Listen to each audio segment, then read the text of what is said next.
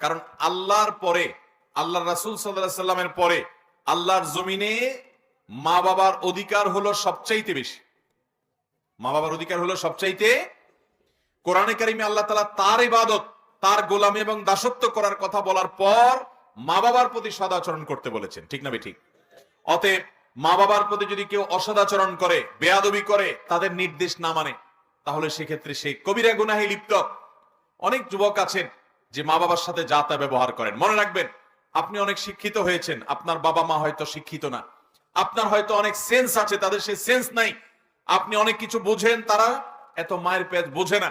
আপনাকে আল্লাহ অনেক পয়সা করে দিয়েছেন, তাদের হয়তো এটা নাই। তারপরও তারা আপনার মা এবং বাবা হওয়ার কারণে আপনি রাজার সামনে প্রজারা যেরকম থাকে, আপনি আপনার মা বাবার সামনে সেরকম দোজানু হয়ে, নতজানু হয়ে, আপনি তাদের সামনে বিনয়ে অবনত হয়ে, আপনি অত্যন্ত শ্রদ্ধা ভরে তাদের সামনে